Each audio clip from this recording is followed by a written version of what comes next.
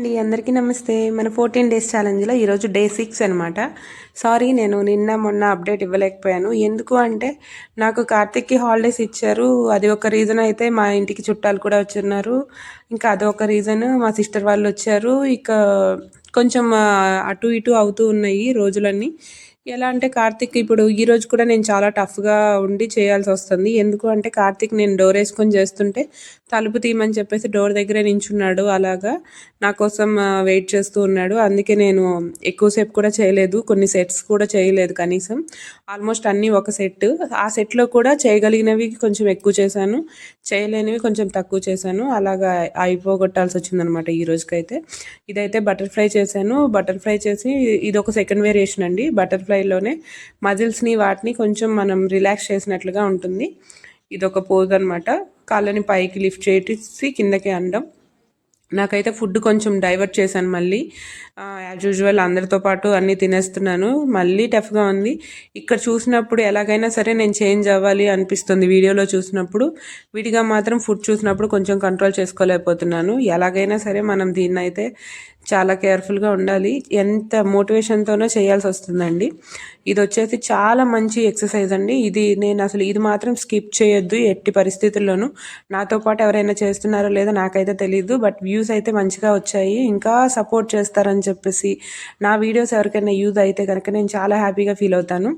ఈ cat and cow pose అన్నీ నార్మల్గా కొన్ని రిప్రెషన్స్ మాత్రమే కూడా చూపించలేదు. అట్లీస్ట్ నేను 1 or 2 రిప్రెషన్స్ వచ్చేలాగే video length ఎక్కువైపోతుందండి.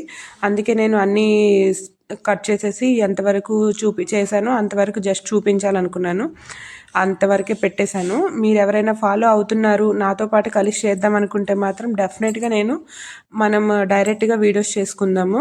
I mean ఎలా అంటే నార్మల్గా నేను ఎన్ని చేస్తున్నాను, ఎన్ని సెట్ చేస్తున్నాను కూడా చెప్పేలాగా అలా ప్లాన్ చేసుకోవచ్చు. కావాలంటే నా వీడియోని ఏదైనా ఫాలో అయ్యి అలాగే చేద్దాం అనుకునే వాళ్ళు ఎవరైనా అనుకుంటుంటే అలా కూడా ఒక కామెంట్ ఇవ్వండి, నేను అదే ఫాలో అవుతాను. ఇవి మాత్రం చాలా మంచిగా యూజ్ అవుతుందండి. థై ఫ్యాట్ ఐస్లా కరిగిపోతుంది ఇవి కనుక రెగ్యులర్గా చేస్తే. ఇంకా ఈ balancing right hand left hand right leg ఉన్నాయి కదా, అది ఒకటి. ఈ పోజెస్ డాంకీ కిక్స్ ఇవి కూడా 2 వేరియేషన్స్ ఉన్నాయి ఇందులో. సైడ్కి కిక్ ఇవ్వడం ఒకటి, వెనక్కి కిక్ ఇవ్వడం ఒకటి. ఇదైతే పుషప్స్ లాగండి. లేడీస్ కూడా పుషప్స్ అందరు చేస్తారు, చేయగలరు. చేయలేని వాళ్ళకి మాత్రం ఆ పుషప్ బాగా పనిచేస్తుంది. ఇది ఇంకో వేరియేషన్ డాంకీ కిక్స్లో, డాగీ కిక్స్లో. ఈ వేరియేషన్లో అయితే నాకు చాలా పెయిన్ వచ్చింది, చాలా మజిల్ మీద ప్రెషర్ పడుతుంది అనిపించింది, చాలా బాగా యూజ్ అవుతుంది అనిపించింది. నేను ఇది కూడా స్కిప్ చేయదలుచుకోలేదు. ఫ్యూచర్లో ఇది కూడా మంచిగా వర్కౌట్ చేద్దామని చెప్పేసి అనుకుంటున్నాను. ఎందుకంటే చేసినప్పుడు బాగా డిఫరెన్స్ తెలుస్తుంది. నాకు ఆర్మ్స్లో కూడా చాలా ఫ్యాట్ ఉంది అనిపిస్తుందండి. అందుకే నేను ఆర్మ్స్ సపరేట్గా చూపిద్దామని చెప్పేసి ఈరోజు చేస్తున్నాను. మనం చేసే ప్రతి ఎక్సర్సైజ్లో ఆర్మ్కి కూడా ప్రెషర్ పడుతుంది, బట్ సపరేట్గా వాటికంటూ చేస్తే ఆ భుజాల దగ్గర ఉన్నది కానీ, ఆర్మ్స్ దగ్గర, షోల్డర్స్ దగ్గర ఉన్న ఫ్యాట్ ఏదైనా ఉంటే కరిగిపోతుంది అనమాట. ఇది వచ్చేసి నేను అస్సలు ప్లాంక్ ట్రై చేద్దామని చేశానండి, బట్ నా వల్ల అవ్వలేదు. ఇవి వచ్చేసి కూడా ఇంకా మౌంటైన్ క్లింబర్స్ చేద్దామని చెప్పేసి స్టార్ట్ చేశాను. బట్ మౌంటైన్ క్లింబర్స్ చేయగానే నాకు ఈ స్టమక్ దగ్గర ఉండే మజిల్స్ అన్నీ బాగా యాక్టివేట్ అయినట్లుగా అనిపించింది. నెక్స్ట్ వచ్చేసి స్నేక్ పోజ్ అండి. స్నేక్ పోజ్ వచ్చేసి 3 వేరియేషన్స్ చూపించాను, బట్ అన్నీ 1 సెట్టే చేయగలిగాను. ఎక్కువసేపు అయితే చేయలేకపోయాను. కార్తిక్ ఒక పక్క డోర్ కొడుతూ ఉన్నాడు, నాకు పాపం అనిపించింది. ఇక ఆసన పేరు కూడా గుర్తురాట్లా సడన్గా. నేను ధనురాసన అయితే వేయలేకపోయాను, చాలా టఫ్ అనిపించింది.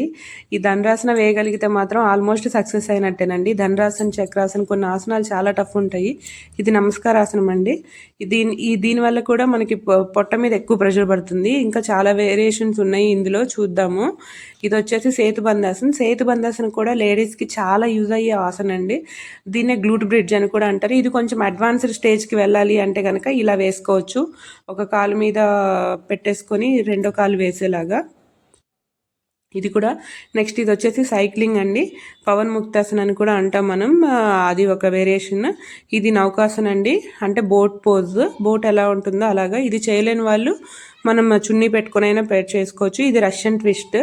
ఇంకా కొన్ని వేరియేషన్స్ ట్రై చేశాను కానీ నా వల్ల అవ్వలేదు. తర్వాత నేను ఇంకా చాలు అని చెప్పేసి క్లోజ్ చేద్దామని నెక్స్ట్ ఇక కొంచెం కొన్ని జస్ట్ ఒక బ్రీతింగ్ తీసేసుకుందాం అని చెప్పేసి బ్రీత్తో సంబంధించి కొన్ని చేశాను. అనులోమ్ విలోమ్ ఒకటి, కపాలభాతి ఒకటి, భ్రమరి ఒకటి చేశాను.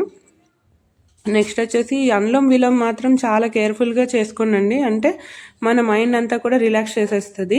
భ్రమరి వచ్చేసి చాలా మంచిగా అనిపిస్తుంది. భ్రమరి ఎండింగ్లో చేసుకోండి, కంపల్సరిగా ఓం శబ్దంతో చేయండి. మనకి చాలా రిలాక్సేషన్ వస్తుంది. ఎలా అంటే అసలు కొంచెం ప్రపంచంతో ఆ కొన్ని సెకండ్స్ అయినా సరే సంబంధం లేదు, మన లోకంలో మనమే ఉండాలి అన్నట్లుగా చేసుకోండి. చేతులతో రబ్ చేసుకోండి, చాలా మంచిగా అనిపిస్తుంది. Thank you so much. Please like